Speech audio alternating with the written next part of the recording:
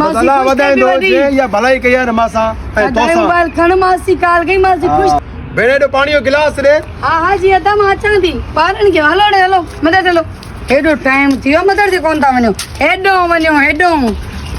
हलो वणो हां दम जाए ते पानी छोड़ पानी बर्फ जी लगिया पानी थदो करे रे ओडे अदा के त टेंशन ही नहीं तो शादी ले सोफा चाहता हूं बेटे चाहता हूं ले छा चाहता हूं किए तो पूरा कनो समझ में नहीं आते अदा के त टेंशन ही नहीं बेड़ तू टेंशन न कर बाबा माके हर शई खबर आ तू पानी खणिया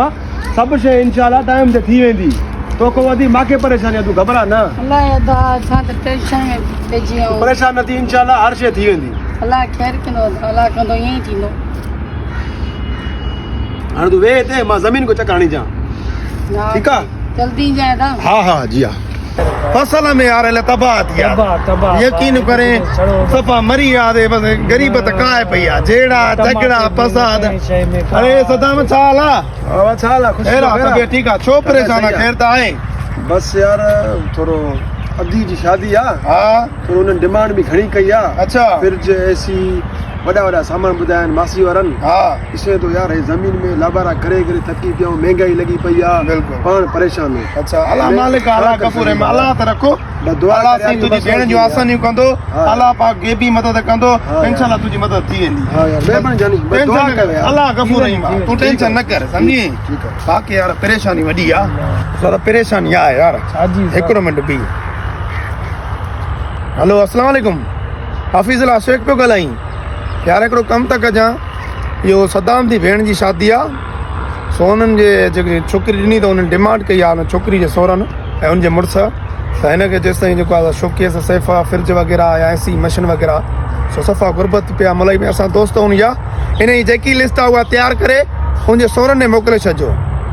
गुरब इन जी पेमेंट सॼी मां अदा कंदुसि ऐं हा बिल ते जेको आहे सो नालो मुंडो न लिखिजोसि बिल ते नालो लिखिजोसि गैबी मदद कंदड़ जी हुनखे ख़बर न पए मदद न थींदी महिरबानी ओके अरे यार मोबाइल ते विसरी वई घर हाणे रज़ाक बंबल वटि माना बीठा 20,000 रुपया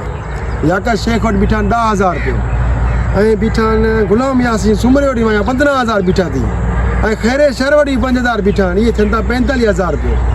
बस मालिक तू ही सणाई करण वारा तू भी गैबी मदद करण वारा मुंहिंजी मालिक बस तू ही मदद कर मुंहिंजा मौला मोबाइल त खणी चा यार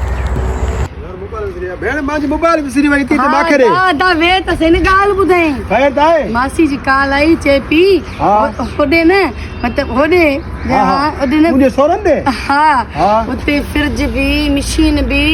बेट भी लटा भी स्त्री भी वो कपड़ा सुबना री मशीन भी सब कुछ सामान सब कुछ पुजी आई मतलब किए थियो दा किए मतलब खबर त न बस मालिक यार आजन बस तू दी भलो थी मालिक तुझे मां परेशान है हां दा टेंशन लई वई मासी अल्लाह वधाए दो जे या भलाई कई है मासा ए तोसा मोबाइल खण मासी काल गई मासी खुश थे पी बस ठीक है हां मासी न गाला हां रगले न दा जल्दी करे सामान पुजी होता ठीक है बेन ठीक है उस्ताद सदाम जी बुधाए भी मदद करे सके पियो मजाक जी जेकॾहिं मां उनखे ॿुधाए मदद कयां त इहा मुंहिंजी मदद न थियां उन ते एहसान थियां सो इन में अल्लाह पाक भी राज़ी हूंदो आहे जंहिं शख़्स जी हिन हथ सां मदद करे त हिन हथ में ख़बर न पवे न त उहो मुंहिंजो सॼी उमिरि कर्ज़मंद रहियां एहसानमंद रहियां ऐं मां न चाहियां पियो त हू मुंहिंजो सॼी उमिरि एहसानमंद रहे त हबीब मुंहिंजी मदद कई जंहिंजी बि मदद करणु खपे हीअं गैबी मदद करणु खपे जीअं अल्लाह बि राज़ी बंदो बि राज़ी तोखे बि खपे संगत जी ईअं मदद कंदो कर छो त करे गैबी मदद कंदे अल्लाह पाक तुंहिंजी बि गैबी मदद कंदो हमेशह लख गुरब